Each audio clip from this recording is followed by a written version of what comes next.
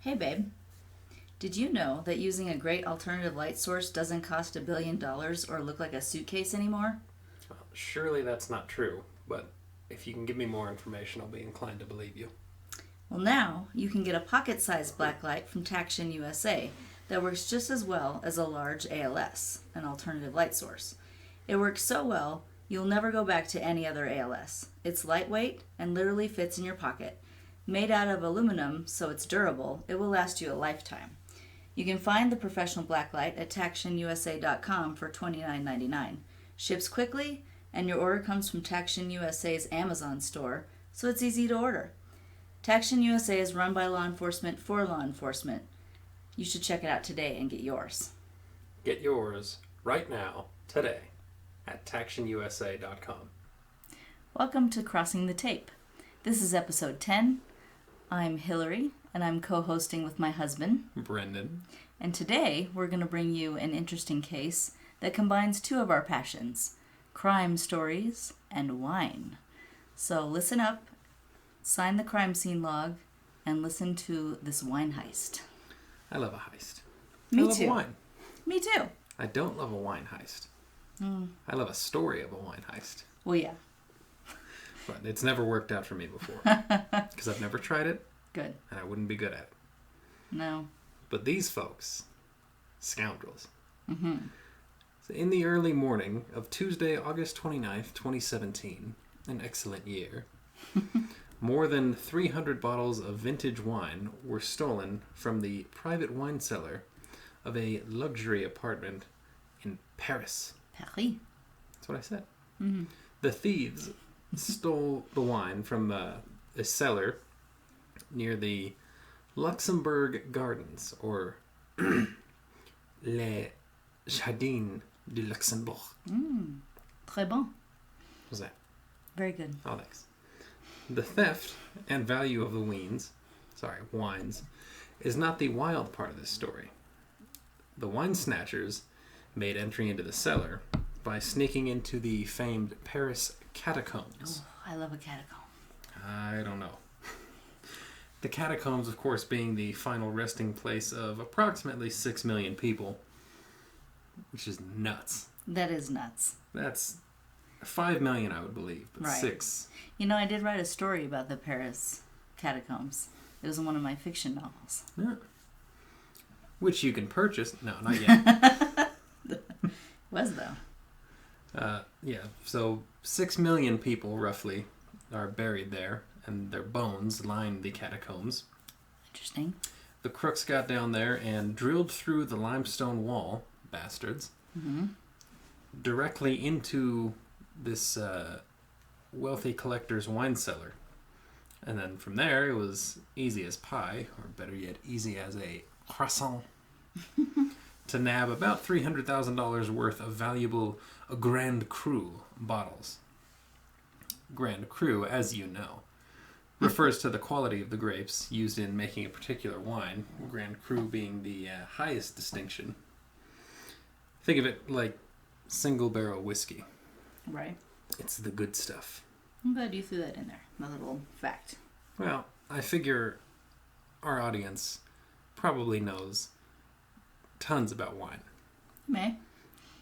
So for redundancy, really I just learned about it. I'm sure the sommeliers out there in podcast land were well ahead of me on that. The police believe that the unknown thieves had visited the cellar before and were able to map out exactly where the walls were in relation to the catacombs. Makes sense. If you have a luxury apartment with a fancy wine cellar that's adjacent to the Paris catacombs, do you not install an escape door in the catacombs already? I'm pretty sure some of those places have public access. Well, it only opens from the inside. But I mean, if you, like a panic room, if you ever need to get out and flee to the catacombs, it only opens from the cellar side. Well, whether they wanted that access door or not, they got it after this. The suspects didn't drill into that particular wall by accident, said a police spokesperson, probably in French.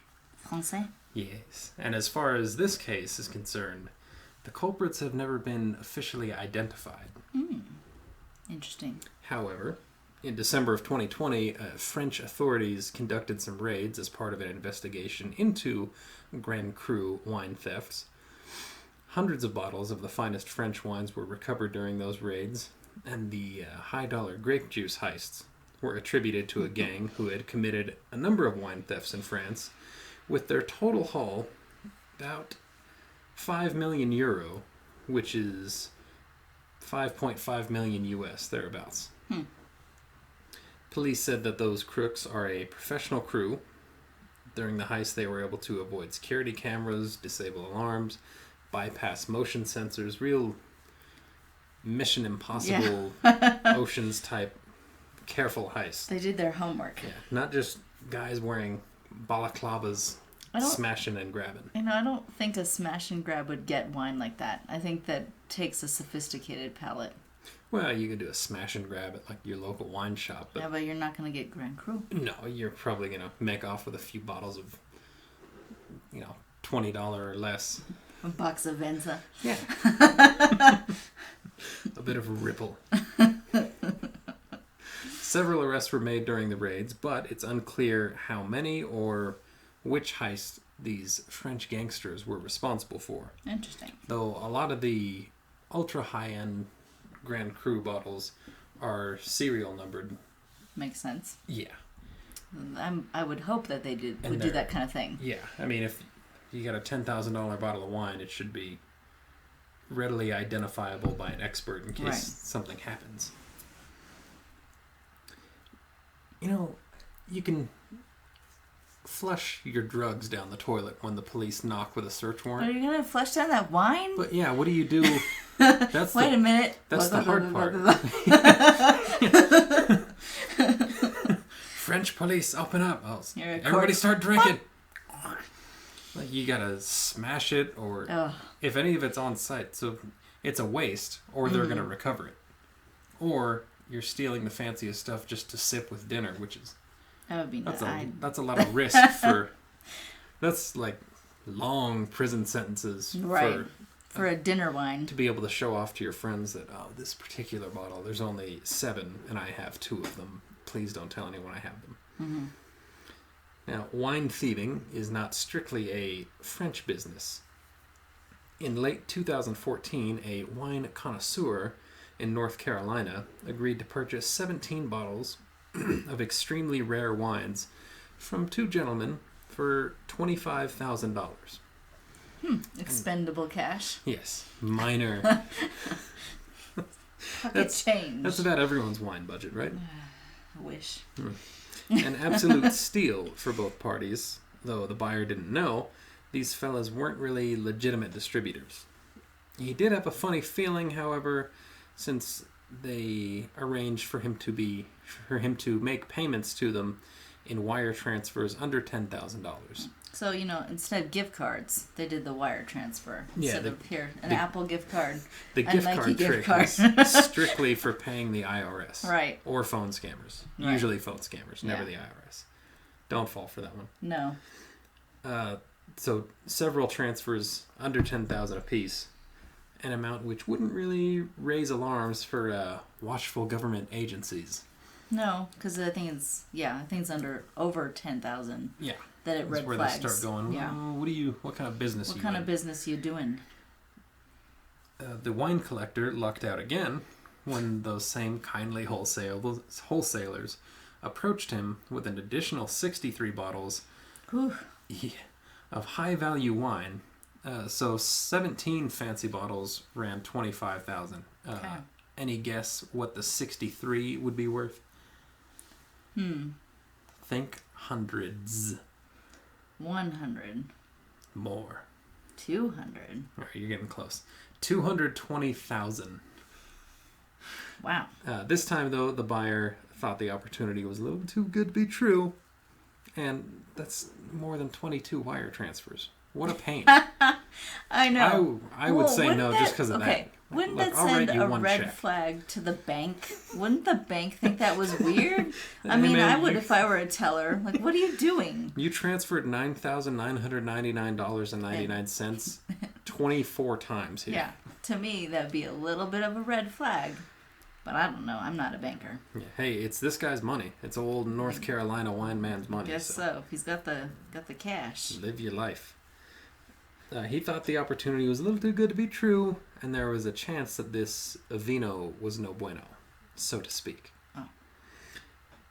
And that's when the FBI gets involved. Dun dun dun. But before we give you the exciting conclusion to the story, we want you to hear a little bit from our new friends at the Murder and Mimosas podcast.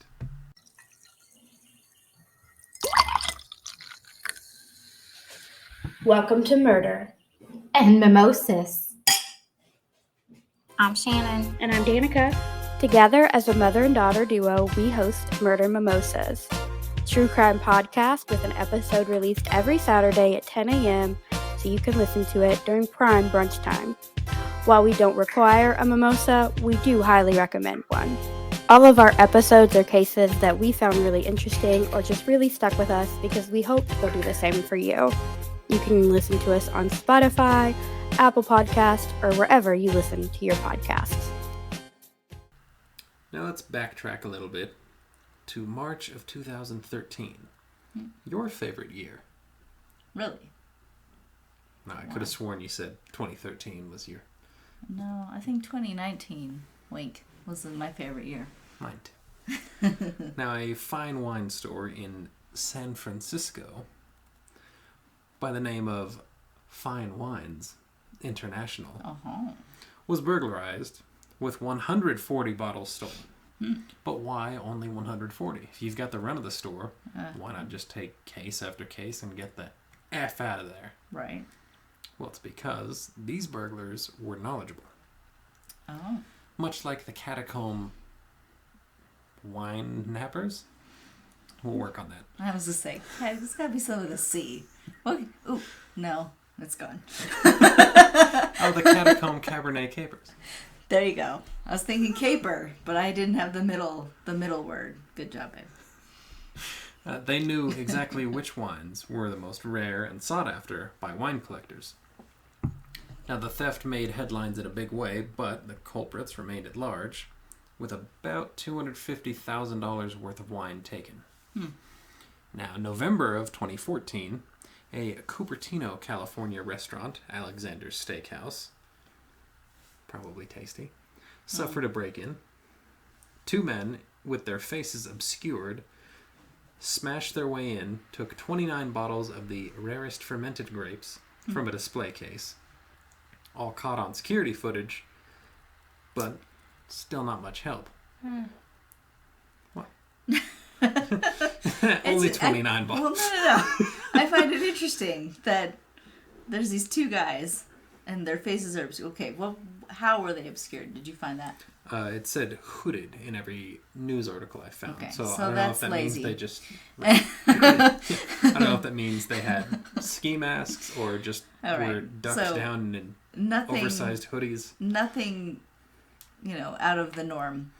But No, they weren't smashed wearing their like way in. old And president's masks. smashed their way in. And granted, they accumulated the rarest fermented grapes from a display case, as you put it. Thank you.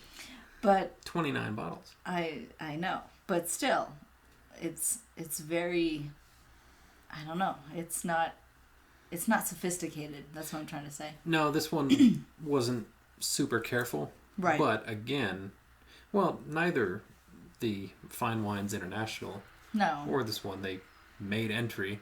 Right.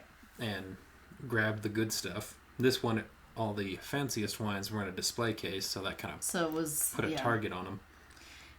Stores do that a lot. Look at our nicest stuff. I've thought it's about almost that. like they want to sell it. But not that I would take it. But being in our fields, I often think if I was a the thief, reverse. I know exactly which fine scotch to grab. I'm not gonna do it, but why set yourself up that way to get your items stolen that way? There should be a separate room, and you should have to have a credit check before you get to go in and look at the good stuff. I've been rewired since got into this field, but I think that way. Well, the 29 bottles resulted in a $32,000 loss for Alexander's. Next, the French Laundry, a world-famous restaurant in Yountville, California, also burglarized 2014, Christmas Eve, in fact. Aw. What a terrible gift. I know. The restaurant was undergoing renovations, so it was closed to diners at the time. And these guys just pried open the wine cellar. Oh. So again, they didn't tunnel underneath or nothing. Right. They just... No Oceans. No Ocean's 11. Yeah, they didn't have to block a security camera with balloons or nothing. Just cracked into the cellar, grabbed 110 bottles Ooh. worth about $550,000. Wow.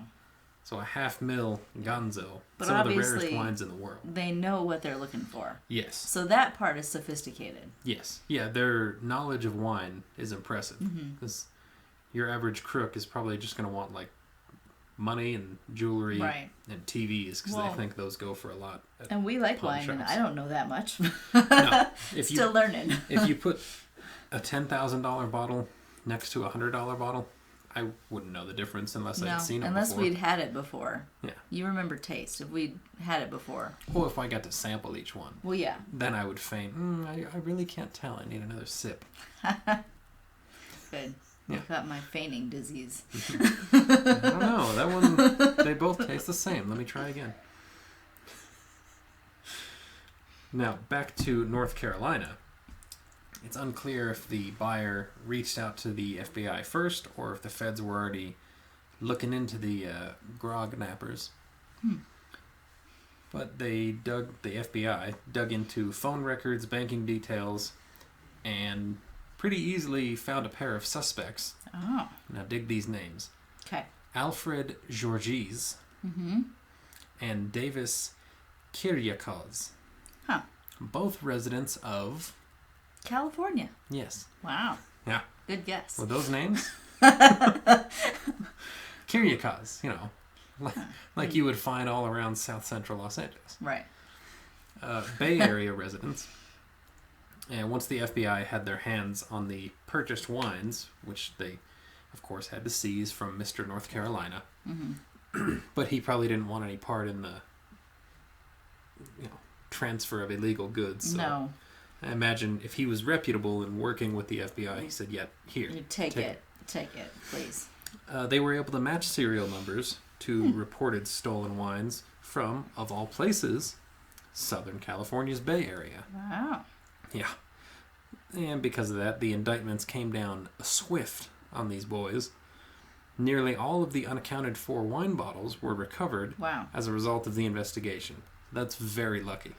Yeah, and I was just thinking, like, what an investigation to have that kind of thing. I never had anything fun like that. You get to sort, hey, there's like 200 bottles of the world's You get finest to learn wines. about them and sort and research. I'm a nerd. I would love that. One might break open. Oh, no. Whoops. My sippy cup just happened to be there. The cork cracked right out of that one. So both men eventually accepted guilty pleas. And as part of their agreements, they admitted that they conspired together along with other wine burglars at times to pull off the heists, and that they were well aware of the values of the wines, which, of course, indicative by what they stole. They took 110 out of that fancy restaurant's cellar. I'm sure they had more than 110 on hand. Most good restaurants have a decent 5-star Michelin-starred places. Have a decent amount. And I always think, when we once in a while do dine somewhere fancy, we see their wine displays. Display. That's probably an nth of what they have. Right. All of those that you see, there's probably multiples in cases in the Right, back. because they get one and bring it to us, but there's probably about 10 Where more. there's one, there's 12 or close to it. So starting in December 26th of 2014, they began transporting the wines from the French Laundry to their North Carolina buyer, with whom they'd already had success from the Fine Wines International and Alexander's heists. And they expected a long, fruitful relationship in which they would make huge profits and also keep a little bit of the good stuff for themselves. Sure. Yeah. If they knew that much about wine, they did. Oh, yeah. Come on. If you're gonna bother doing the research to find out which ones are worth what and where in the world to find, because a lot of these there's only so many bottles of each. Right. So if you find out this store in San Francisco has 2 of them, you're gonna break in, take 2, sell 1. Right. Right. If you're doing that much research, you're gonna get thirsty. Yeah. Well, you're into wine, is what I'm trying to say. Yes. Yeah. You'll care enough about the product. Their plea agreements saw them guilty on charges of conspiracy to transport stolen goods, with several other charges dismissed because of those guilty pleas. But that was also with the recovery of all the wines and admitting they conspired and all. Right. Georges, in 2018, received a 37-month prison sentence. Kyriakos received 15 months. They both got an additional 3 years of supervised release, but that is small potatoes compared to the restitution the 2 of them will have to work together to pay back in the amount of $585,715. Wow. So they're going to have to steal a lot more wine to pay that off. I was gonna say, if they pulled off that kind of heist and they were caught, like, what kind of job are they gonna get to pay that back? You can't do that working at McDonald's. They're not gonna get $300,000 a year jobs as executive. I don't know. I've heard of jailhouse lawyers. Yeah. Are there jailhouse sommeliers? I doubt it.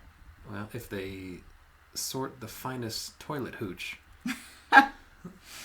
This Pruno is properly aged in plastic. Well, that's the story. Our first of 2 wine-centric episodes. And if you thought that one was big business, wait till you hear the next. Yeah, 585,000 is small. Nothing. That's change compared to what the next pair pocket change pulled off. So please join us again soon for episode 11. And in the meantime, please sign the crime scene log. I'm Brendan. And I'm Hillary. So long. Stay safe. Goodbye. Wait, don't leave yet. We have one more thing. If you are looking for a career change or to expand your knowledge in an already established one, look no further than the National Investigative Training Academy. The National Investigative Training Academy, or NITA, N-I-T-A, has well over 100 courses with 70 professional development ones alone.